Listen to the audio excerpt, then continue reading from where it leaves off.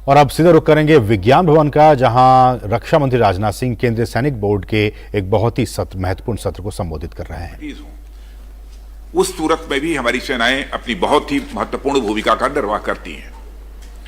हमारी arm forces के जवान अपनी कमिटमेंट के कारण देश टू देश के बाहर भी जाने जाते हैं, और आज हमारी सेनाएं फर्म कमिटमेंट और डिसिप्लिन का एक बड़ा पर्याय बन चुकी हैं। इसलिए हमारी सेनाओं की जितने भी सराहना की जाए वह कम है। इसी प्रकार हमारे वेटरन्स भी फॉर्मली भले ही सर्विसेज से एग्जिट हो गए हों, पर उनकी देशभक्ति में, उनके जज्बे में और देश सेवा के उनके कमिटमेंट में कहीं भी किसी भी प्रकार की कोई कमी दिखाई नहीं देती है। जब भी देश को जरूरत होती है बराबर वह अपना योगदान देते हैं। और आप लोगों को याद होगा कि जब हमारा देश कोविड के संकट से गुजर रहा था तो सेनाएं तो देश विदेश में सहायता के लिए जुटी ही थीं। राज्य सैनिक बोर्ड से हमारे वेटरन्स भी बड़ी संख्या में दवाइयों, वेंटिलेटर्स, ऑक्सीजन और अन्य प्रकार की राहत सामग्री के साथ देश के कोने कोने में अपनी बहुत ही महत्वपूर्ण भूमिका का वे निर्वाह कर रहे थे। यह कोई छोटी बात नहीं थी और मुझे बहुत अच्छा लगा था जब मुझे इसके बारे में जानकारी दी गई थी।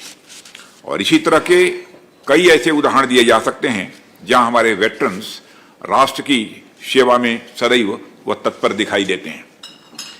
इन सभी को मैं हमेशा ही नेशनल एसेट के रूप में मानता हूं और देश को अपने एसेट्स पर गर्व है। इन सभी वीरों और उनके परिवार की देखभाल और रीसेटलमेंट को इंश्योर करना यह हमारी एक नेशनल रिस्पॉन्सिबिलिटी है, जिससे ये सभी एक गरिमामय जीवन व्यतीत कर सकें, और हमारी सरकार इसके लिए पूरी तरह से कमिटेड है। साथियों, हमारे देश में अनेक प्रकार के प्रोफेशनल्स होते हैं।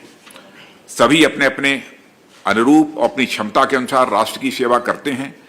हमारे देश में ब्यूरोक्रेट्स हैं, डॉक्टर्स हैं, इंजीनियर्स हैं, चार्टर्ड अकाउंटेंट्स हैं, टीचर्स हैं, और सभी राष्ट्र की प्रगति में अपना अपना योगदान करते ही हैं। पर आप लोगों ने ध्यान दिया होगा कि इस देश में कितने ऐसे प्रोफेशंस हैं जिसमें यक्स प्रोफेशनल्स के वेलफेयर के लिए एक पूरा विभाग ही बनाया गया, जबकि हमारे वेटरन्स बंधुओं के वेलफेयर के लिए रक्षा मंत्रालय में बाकायदा एक डेडिकेटेड डिपार्टमेंट है। यह इस बात का प्रमाण है कि हमारे वेटरन्स के प्रति राष्ट्र की जिम्मेदारी क्या है और राष्ट्र की प्रायोरिटी क्या है, उनके प्रति हमारी चिंता क्या है, और वेटरन्स हमारे लिए क्या मायने रखते हैं।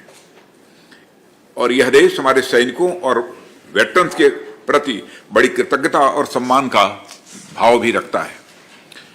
हम सबके लिए यह खुशी की बात है कि हमारे सैनिकों के कल्याण के लिए केंद्र और राज्य सरकारों ने हमेशा मिलकर काम किया है, और यह विषय उन विषयों में से एक है जिसमें दोनों सरकारें बढ़ चढ़कर अपना योगदान देती रही हैं। कभी भी हमें यह सुनने को नहीं मिला है जब राज्य सरकारें यह कहें कि यह सब्जेक्ट तो सेंट्रल गवर्नमेंट का है और इसलिए सैनिकों के कल्याण का मुद्दा केंद्र का मुद्दा है, अथवा केंद्र बोले कि सभी राज्य अपने अपने सैनिकों के बारे में चिंता करेंगे, या कोई एक दूसरे को कभी नहीं कहता है। हमेशा से ही दोनों ने सैनिकों के प्रति अपनी जिम्मेदारी बखूबी निभाई है और उनके प्रति अपने कर्तव्य का सुचारू रूप से निर्वहन भी किया है। केंद्रीय सैनिक बोर्ड द्वारा किए जा रहे वेलफेयर वर्क्स कोऑपरेटिव फेडरलिज्म का एक जीता जाता यह उदाहरण है। साथियों, मैं राजनीतिक पार्टियों के बारे में कहना चाहूंगा। सभी राजनीतिक पार्टियां अपनी विचारधारा से ऊपर उठकर हमारी सेनाओं के कल्याण, उनकी सुख सुविधाओं और उनके गरिमामय जीवन जीने के प्रयासों का बराबर समर्थन करती रही हैं। मैं यह नहीं कहता कि सारी राजनीतिक पार्टियां इसमें बहुत महत्वपूर्ण भूमिका का निर्वाह करती हैं, गवर्नमेंट में रहती हैं, निर्वाह भी करती हैं, लेकिन वह इस प्रकार के जो भी इफर्ट्स गवर्नमेंट के द्वारा किए जाते हैं उसकी सभी के द्वारा प्रशंसा की जाती है, उसका समर्थन किया जाता है, और ऐसा करना उचित भी है। क्योंकि जब हमारी सेनाएं सीमा पर खड़ी होकर सुरक्षा का कार्य करती हैं तो उस समय वह किसी एक खास राज्य या किसी खास पार्टी या देश के किसी खास समुदाय की सुरक्षा नहीं कर रही होती हैं। और ऐसे में जब हमारे सैनिक सर्विसेज से एग्जिट होकर सोसाइटी में वह वापस आते हैं तो उनका गरिमामय जीवन इंश्योर करना निश्चित रूप से हम सबकी एक ज्वाइंट रिस्पॉन्सिबिलिटी बनती है। साथियों, आप सभी अवगत होंगे कि हमारी सेनाओं को युवा बनाए रखने की आवश्यकता के मद्देनजर हमारे सैनिकों की एक बड़ी संख्या को 35 to 40 ईयर्स की उम्र में ससम्मान सेवा मुक्त कर दिया जाता है। तो भी आप सुन रहे थे रक्षा मंत्री राजनाथ सिंह को, जो कि केंद्रीय सैनिक बोर्ड के एक बहुत ही महत्वपूर्ण बैठक को संबोधित